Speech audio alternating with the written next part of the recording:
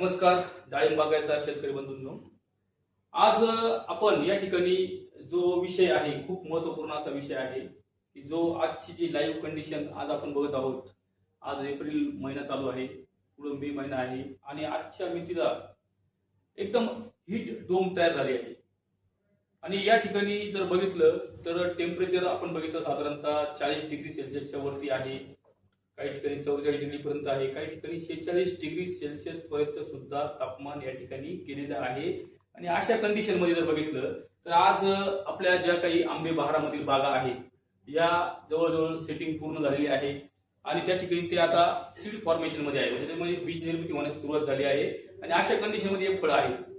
आणि या ठिकाणी जर बघितलं तर हे टेम्परेचर खूपच घातक या ठिकाणी सिद्ध होऊ शकतं. तर त्याविषयीच आज आपण या विषयावर चर्चा करणार आहोत, ते डाळिंब पिकातील सनबर्निंग.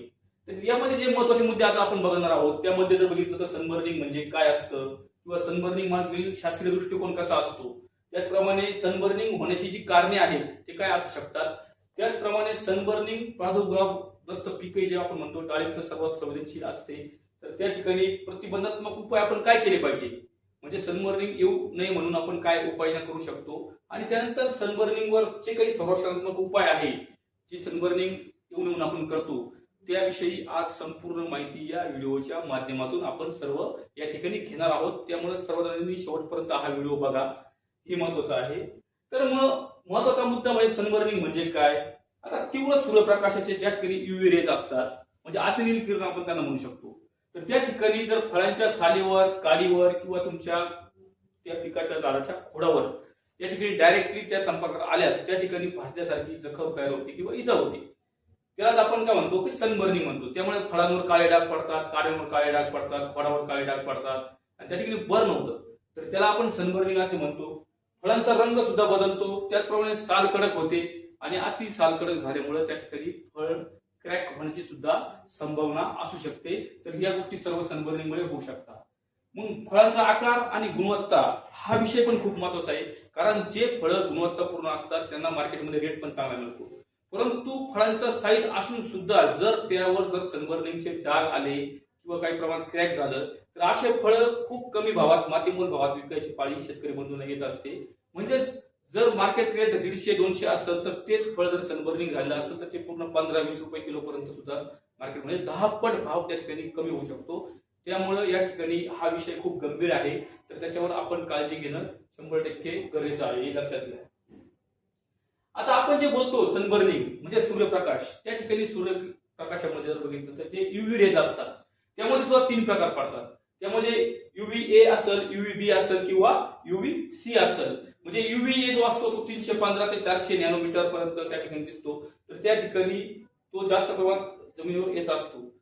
दुसरा जो येतो तो युव्ही बी, तो 280 नॅनोमीटर पर्यंत असतो आणि तो काही प्रमाणात जमिनीवर येत असतो, पृथ्वीवर येत असतो. आणि तिसरा जो असतो युव्ही सी, तो 100 ते 280 नॅनोमीटर पर्यंत असतो आणि तो पृथ्वीवर पोहोचू शकत नाही, कारण पृथ्वीवरती जो ओझोनचा थर असतो त्या ठिकाणी ब्रेक होतो आणि त्या ठिकाणी तो पृथ्वीवर पोहोचू शकत नाही. अशा प्रकारचे 3 प्रकारचे जे युव्ही रेज असतात या ठिकाणी आपल्या पृथ्वीवर सूर्यप्रकाशाद्वारे इथं पोहोचत असतात आणि त्याचा इम्पॅक्ट आपल्या पिकांवर होत असतो. तर युव्ही रेज जर बघितलं त्याचा जे सकारात्मक प्रभाव बघितले तर समजा जनरली काही प्रमाणात प्रकाश संश्लेषण क्रियेसाठी मदत करतात, म्हणजे फोटोसिंथेसिस क्रियेमध्ये युव्हीएस हा चांगल्या प्रकारे मदत करतो आपल्याला. त्याचप्रमाणे रंग सुधारणा असेल, प्रतिकारशक्ती असेल, या सर्व गोष्टीवर त्या ठिकाणी तो काम करत असतो. त्याचा नकारात्मक प्रभाव जर बघितला तर पिकांवर पिवळे आणि तपकिरी डाग पडतात. जर जास्त प्रमाणात त्या ठिकाणी पीक त्या ठिकाणी उन्हामध्ये राहिले, त्या सूर्यप्रकाशात राहिले तर त्या ठिकाणी त्याच्यावर तपकिरी डाग पडू शकतात आणि पाने पिवळे होऊ शकतात. त्याचप्रमाणे जास्त उष्णता असल्यास पाने पिवळे पडून जळल्यासारखे दिसतात, म्हणजे त्याचा इम्पॅक्ट तुम्हाला पानांवर जास्त प्रमाणात दिसू शकतो. त्याचप्रमाणे फळाची गुणवत्ता कमी होऊन त्या ठिकाणी क्रॅकिंग कारणामुळे सुद्धा हा जास्त प्रमाणात राहू शकतो, हे पण आपण लक्षात घेतलं पाहिजे.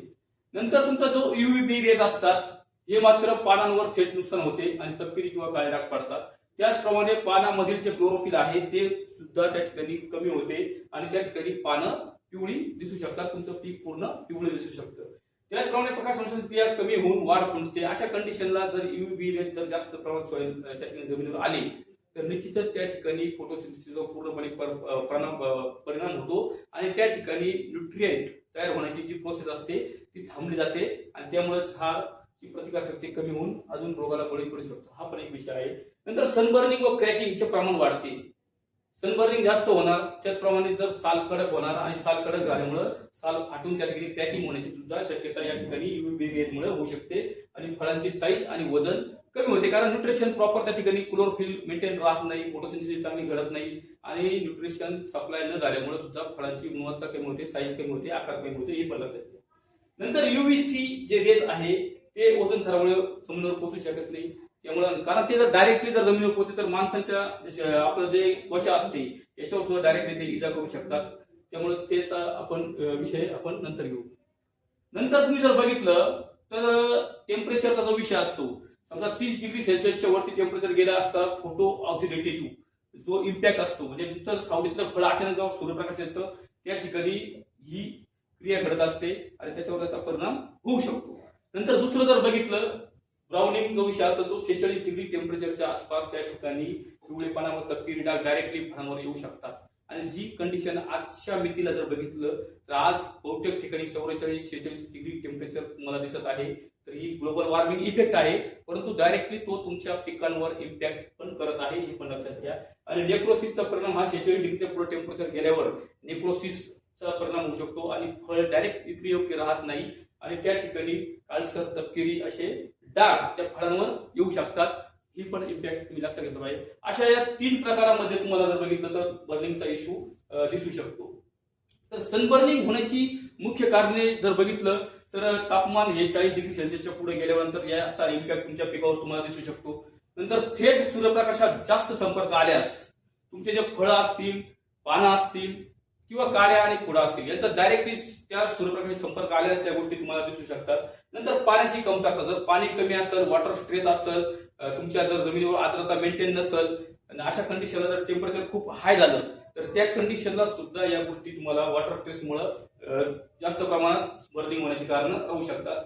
नंतर झाडावर कमी पाणी म्हणजे जास्त प्रमाणात आपण पानं काढलेले असेल, फळं उघडे पडले असेल, कॅनोपी मॅनेजमेंट प्रॉपर नसेल तर 100% त्याचा इम्पॅक्ट डायरेक्टली तुमच्या त्या पिकावर दिसू शकतो. त्याचप्रमाणे अयोग्य छाटणी पूर्ण करताना सुद्धा अयोग्य छाटणी केल्यास सुद्धा हा परिणाम तुम्हाला दिसू शकतो, हे पण आपण लक्षात घेतलं पाहिजे. तर मग त्याच्याकरता प्रतिबंधात्मक उपाय आपण काय करू शकतो हे पण महत्वाचं आपण बघितलं पाहिजे. तर त्यामुळे जर बघितलं तर नियमित व योग्य सिंचन व्यवस्थापन करणं त्यासाठी गरजेचं आहे. सिंचन व्यवस्था तुमची प्रॉपर पाहिजे की जेणेकरून त्या ठिकाणी आर्द्रता मेंटेन राहिली पाहिजे बागेमध्ये. तर या गोष्टी आपण लक्षात घेतल्या. वॉटर ट्रेसमुळे तुम्हाला हे जे सनबर्निंगचा इम्पॅक्ट आहे या टेम्परेचरला 100% जास्त प्रमाणात दाखवू शकतो, म्हणून त्या ठिकाणी सिंचन व्यवस्थापन प्रॉपर पाहिजे. नंतर योग्य वेळी छाटणी आपण केली पाहिजे. त्याचप्रमाणे झाडावर पुरेशी पाणी ठेवणे पण गरजेचं आहे. कारण आता जर तुमचा आंबे बहार असेल तर तुमच्या जे काही पुढचा शेंडा शूट जे निघत असतात, काही लोक ते शूट पण कमी करतात, परंतु हाय टेम्परेचर असेल तर तुम्ही ते शूट काढायचे थांबले पाहिजे. ज्यावेळेस तुमचा पहिला पाऊस पडत त्या ठिकाणी तुम्ही ते शूट काढून घेतले पाहिजे. तोपर्यंत त्या ठिकाणी ती कॅनोपी मॅनेजमेंट करणं पण त्या ठिकाणी तुम्हाला गरजेचं आहे. त्याचबरोबर झाडावर पुरेशी पाणी त्यामुळे ठेवली गेली पाहिजे. त्याचप्रमाणे सावलीसाठी आपण जी जाळी असते किंवा शेडेड असतं किंवा तुमचा क्रॉप कव्हर असतं याचा वापर सुद्धा आपण केला पाहिजे, जेणेकरून डायरेक्टली जे सूर्यप्रकाश त्या ठिकाणी तुमच्या फळांवर किंवा पानावर किंवा त्या खोडावर काड्यावर जाणार नाही आणि त्याचा बचाव होऊ शकतो. म्हणून त्या ठिकाणी त्याचा वापर पण आपण करणं गरजेचं आहे, हे पण आपण लक्षात घेतलं पाहिजे. नंतर बांधावर उंच उंच झाडे जर असेल तर कमीत कमी जो बाहेरून जी गरम हवा येते त्याला सुद्धा अडकाव होऊ शकतो आणि त्या ठिकाणी तुम्हाला बर्निंगचा इश्यू थोडाफार तिथे कमी होऊ शकतो, हे पण आपण उपाय केला पाहिजे. त्याचप्रमाणे फळांना पेपर असेल, फोम असेल किंवा तुमचे UV ट्रीटेड ज्या बॅग असतात तर त्याचा वापर सुद्धा तुम्ही त्या ठिकाणी फळांना डायरेक्टली करू शकता. त्यामुळे फळ डायरेक्टली सूर्यप्रकाशाच्या सानिध्यात येत नाही आणि त्यामुळे त्या ठिकाणी तुमच्या फळाची क्वालिटी गुणवत्ता ही चांगली राहील आणि सनबर्निंग पासून पण त्याचा बचाव होईल. त्याचप्रमाणे खाली मल्चिंगचा वापर जर असेल बेडवर तर त्या ठिकाणी आर्द्रता मेंटेन असते, त्यामुळे फळ वॉटर ट्रेसमध्ये जात नाही आणि त्या ठिकाणी सुद्धा तुम्हाला त्याचा फायदा होऊ शकतो. नंतर सिलिकॉन आधारित खतांचा वापर आपण केला गेला पाहिजे की जेणेकरून तुम्हाला त्या ठिकाणी ते झाड प्रतिकारक्षम बनण्यास सुद्धा मदत होते. तर या प्रकारे तुम्ही प्रतिबंधात्मक उपाय जर केले तर निश्चित त्याचा तुम्हाला फायदा होऊ शकतो. मग आता डायरेक्टली ट्रीटमेंट आपण काय करू शकतो तर या गोष्टीमध्ये जर बघितलं तर तुम्हाला त्या ठिकाणी अशा कंडिशन मध्ये काही फवारण्या आपण त्या ठिकाणी करू शकतो. तर त्यामध्ये सिरुपी ग्रीन असेल, त्यानंतर तुमचा डॉक्टर आर्थोसिल म्हणजे आर्थोसॅलिसिलिक ऍसिड 2% मध्ये, ते आपण वापरू शकतो. नंतर तुमचं सेक्युअर जे ट्राय कंटेनर असतं 0.1% मध्ये त्याचा वापर आपण करू शकतो. नंतर इन्स्टाकॅम म्हणजे कॅल्शियमचा वापर चांगल्या प्रकारे आपण त्या ठिकाणी करू शकतो आणि बोरॉनचा वापर सुद्धा आपण करणं गरजेचं आहे की जेणेकरून त्याच्या सेल्स या मजबूत होतील आणि त्या ठिकाणी त्याचा इम्पॅक्ट डायरेक्टली फळावर येण्यासाठी फळाच्या पेशी भिंती का मजबूत असेल तर तिथं थोडं कमी होऊ शकतो. आणि या ठिकाणी जर बघितलं नंतर तुम्हाला ड्रीपद्वारे जे ऍप्लिकेशन असतात त्यामध्ये जर बघितलं तुम्ही तर तुम्हाला या ठिकाणी डायटोमाइट सिलिकॉन ग्रॅन्युल्स जे मिळतात मार्केटमध्ये त्याचा वापर तुम्ही बेसल डोस पासूनच केला गेला पाहिजे.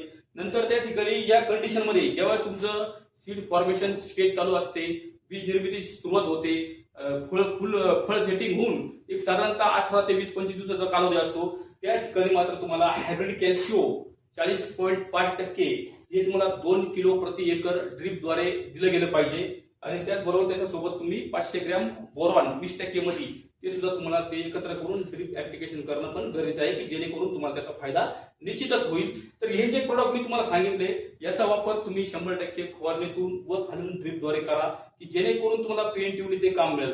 आणि सूर्यप्रकाश इतका तीव्र आहे तर निश्चितच तुम्हाला जे काही UV ट्रीटेड बॅग असतील किंवा क्रॉप कव्हर असेल या सर्व गोष्टींचा वापर त्या तुमच्या फळबागेमध्ये करणं गरजेचं आहे की जेणेकरून तुम्हाला चांगल्या प्रकारे त्या ठिकाणी सनबर्निंग पासून तुमची बाग वाचू शकेल आणि तुमच्या फळांची गुणवत्ता चांगली राहील आणि मार्केटला चांगली गुणवत्तापूर्ण फळे गेल्यामुळे तुम्हाला मार्केटमध्ये चांगला रेट मिळून चांगलं उत्पन्न मिळू शकेल.